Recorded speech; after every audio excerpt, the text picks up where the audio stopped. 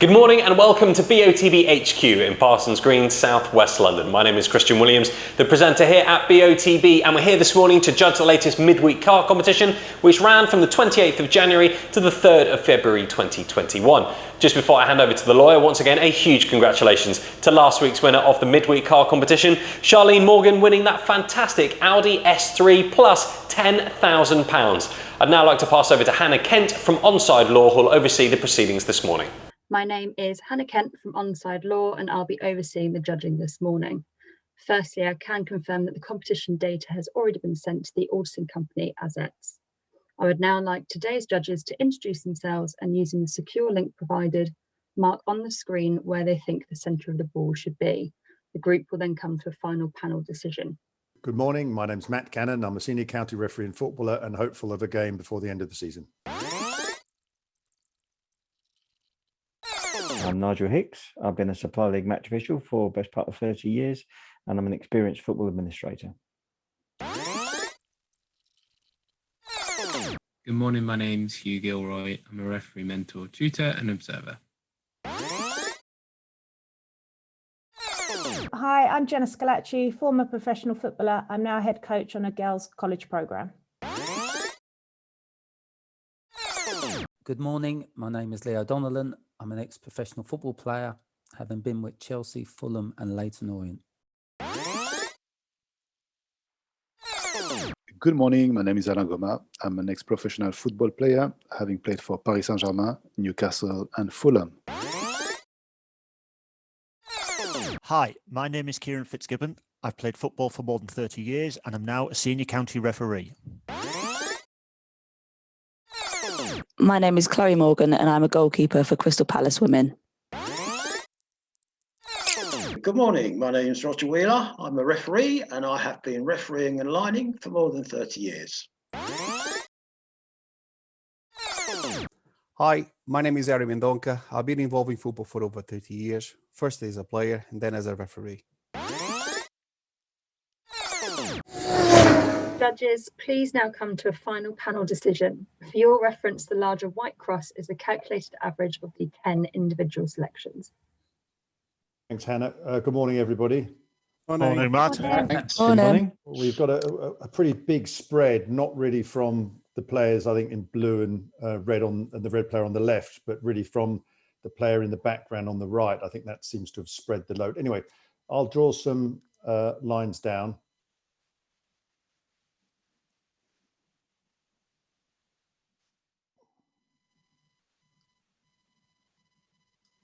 So you see that's quite a big spread from this player in red. I'll also draw some down from the blue player, from his eyes.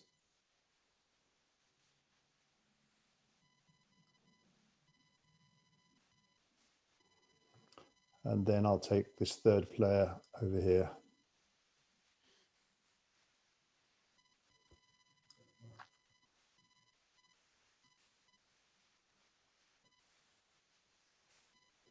Okay, so as we see, we've got a very large spread. I'll go to you, Leo. You're the lowest of here. You're down. I'll highlight yours down at the bottom here. What are your thoughts on this? I mean, before you go to there, but obviously there's the three players in shot. One in the background, who's sort of passive, just looking towards the play. The player in blue seems to have turned round, so this suggests the ball is behind him, and his legs look, like he's stopping.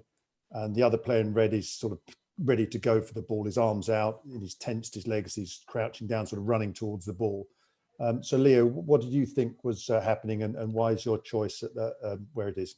Yeah, hi Matt. Good morning. Yeah, just exactly what you said there. I think the player in blue, he's sort of changing his direction. The ball's just dropped down and it's behind him.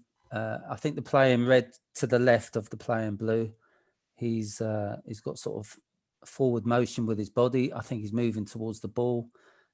I personally felt he's looking low, and I think the ball is obviously lower than everybody else. Yeah. I think the other player in red, he's a little bit away. He's passive with this situation, and I felt certainly his left eye, he was sort of looking in the general direction of where I put my cross. Okay, thank you. And Ari, I'm going to come straight to you. You're at the top here and away to the left of the rest of us. What were your thoughts on the photo? Well, thanks, Matt. Well, I felt that this was kind of a set piece display. I felt the play in blue. It was kind of in a partial wall. Obviously, the team in red played short, and I felt the player in a closer red one player in red closer to play in blue adopted a low gravity position. I think to move quicker, and he's completely engaged. And I felt that he's looking down, and I feel that the ball is really close to him. His facial expression, I feel he's just about to attack the ball. The player further away in red as well, I think is looking only, and obviously his eye line will always be slightly wider because he's further away. Yeah, no, sure. Okay, thank you very much. So I'm not sure I follow with the wall because he's on his own. Yeah, and it's possible to have a player only doing just a partial seeing, just overseeing the other players. It's possible to have only one player, sometimes two. Normally it's two, but in some occasions it's possible to have only one. Okay. And his expression looks like he was standing and suddenly just move his head. So it's something happened over there. His one hand behind his back looked like he was doing something over there. Yeah, and okay. his reaction just to move his head is something that happened very quickly, and that this is his first reaction to the play. Okay, thank you very much. I'm going to, as a start, before I come to others, remove Ari and Leo's just because they're so far apart. And I think you'll see the average doesn't particularly move that far away.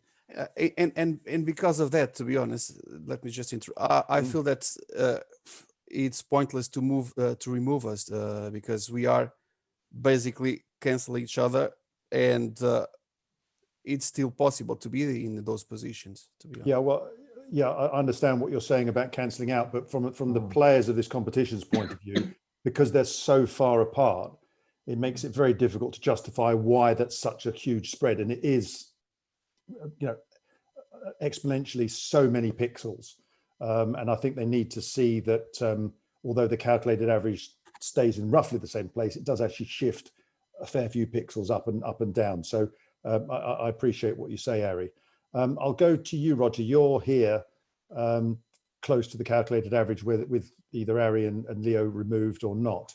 If I just undo the last two and then draw back in with this slightly narrower field of vision,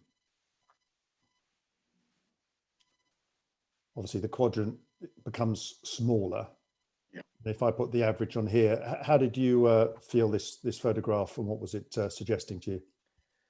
Well, not very differently. I felt the blue player was probably a defender and had his arm behind his back, so the ball was possibly going to be sort of pinged in somewhere around the penalty area, and that's why he had his arm behind his back. Yeah.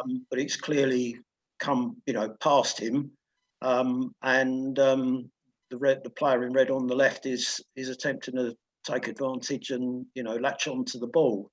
Yeah. I think for me, this one, quite unusually, is all about the eyes. We've got 6 eyes, all quite clear. So I have to say, I very much went with what I felt with the eye directions. Yeah, thanks very much, Roger, and thank you for pointing out, as Ari has pointed out, it's very possible this player in blue is in a wall or obstructing a ball because he's got his arms behind him, which is a kind of an unnatural position from where he is. So that sort of backs up what Ari was saying about the player being static and possibly a free kick. Kieran, you're just above the calculated average here, highlighted you. How did you see it? Yeah, thanks, Matt. Yeah, I'm kind of agreeing with Roger here. I think I'm looking at the eye lines. I think the player in blue is looking behind him, and he may not be able to move his head round completely all the way around. So I didn't take everything or that much from the player in blue. I think he's looking towards the ball. I think the player in red on the left is definitely going towards the ball. He's looking intently towards the ball, and I took his eye line. But also the other player in red in the distance is looking the general direction. So I just took the eye lines from those two players. taking a little bit from the player in blue, and that's why I placed my cross there. Yeah, thank you very much.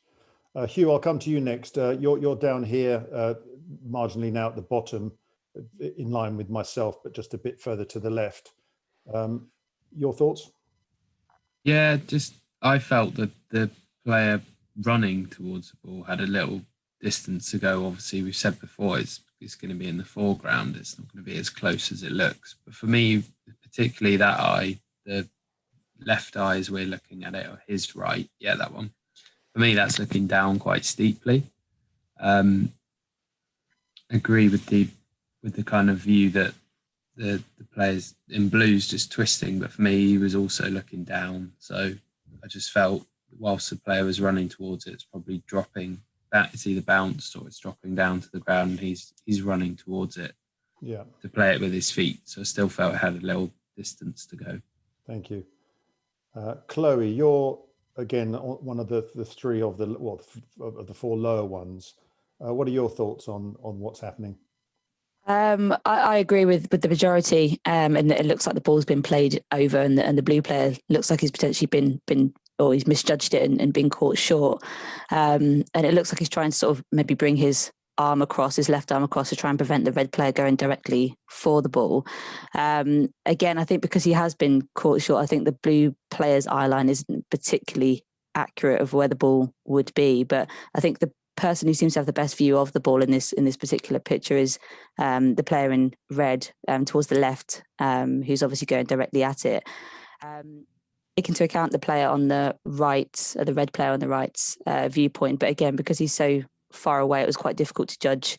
That his view's quite wide, so it's quite difficult to judge where he or to get an accurate view of where the ball would be. But my thoughts again with the player in red were that it was going sort of directly diagonally down towards the corner of the screen. Yeah.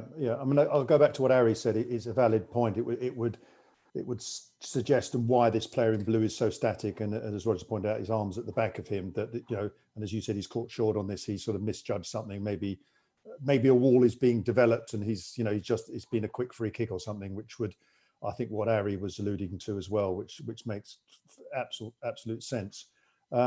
Jenna, highlight yours. Yours is just here a little bit lower, but in line with the calculated average. Yeah. How did you see this? Any different? No, pretty similar to what's already been said. I felt the blue player, he's obviously lost his marker. The red player is the most engaged to the ball here, so I've taken a lot from his eye line. I didn't feel like he was looking so steeply down. I felt it was quite diagonally rather than completely steeply down. Yeah. And for the player in the background, I didn't really take too much from him because, as you say, he's quite far away from the ball. So I've gone just with the bearded red player, really. Yeah. I felt the player in blue, he was looking at it, but I don't think he was, completely engaged in it. No, sure. And I think, as Chloe pointed out, if it's taken quickly, it's very difficult to adjust with his body at the back. You can only get your head round so far with that. So that also makes a lot of sense. Alain, you're at the top here now, marginally up here with Nigel. How did you see this? Yeah, no, I think, I agree with what has been said. I think the, player in blue is reacting to a ball that has been played in his back. And the player in red on the left is the favorite to play this ball. I think I went with his eye line mainly. I think he's looking, quite, shallow, I would say. I don't think he's looking, that low compared to my colleagues. And also I used the player in blue. I think he's looking, he's got his head twisted to the left, and his eyes, are looking even further to the left. So, that's why I put my cross down there. Yeah, thank you. And Nigel, you're up the top here with Alain. And your thoughts? Yeah, similar to Alan. I do think because the player on the left, the player in red on the left, is standing roughly sort of 45 degrees to us. I think that's a clue to how much closer the ball is in the photo than the players. I think, and that's possibly why there's a bit of a disparity about which direction his eyes are looking. I like Alan. I did take my lead from the players in red's left eye, in that I thought he was looking at a shallower angle, but. it really depends how close the ball is to us to sort of try and judge that. It's a really good photo from that perspective. But yeah, thank you. I mean, I'll go again back to something that Ari said about both his and Leo's being left in because they sort of cancel each other out. But it doesn't move tremendously, but I do think they're too far from everybody else's choices to be included. Obviously, then that you can pair up everybody, you know, Hugh and being lower and Alan being higher, and cancel till you could end up with Kieran and Roger's choices in the middle, which would shift the average up between them. So I think from a difficult photograph like this, in the sense that we're spread, I'd like to progress to a panel decision to judge at this average, but with both Leo and Ari's removed. So I'm going to obviously start off this and as my decision and say yes. Nigel, can I have a yes or no from you, please? Yeah, I'd support that. Okay, thank you. Hugh? Yeah, I agree with that. Okay, thank you. Jenna? Yeah. Yeah. Leo? Yeah, I think it's a good decision, Matt. Yeah, thank you. Alain?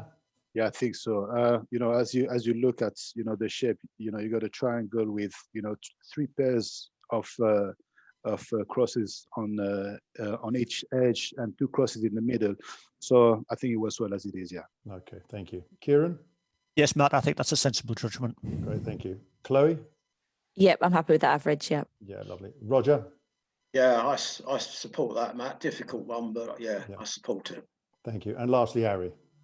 Yeah, I would prefer to have it, but I understand it's in terms of the position itself, it just shifts a little bit, so I'm still happy with it. Okay, and thank you, Ari, because obviously the players of the competition need to know why we're debating and choose differently. So pointing out that it's a static player and it could be a wall is quite important, I think, for this competition. So thank you very much. Okay, so Hannah, we've decided to move forward with the average with Ari and Leo's choices removed. Okay, thank you. If you're all happy, then please click submit. Thank you, judges. The coordinates selected are 1550 and 1271. These coordinates will now be passed to the auditing company AZETS to calculate the winner of the competition, and they will then inform BOTB. That concludes the judging process. Thank you all very much.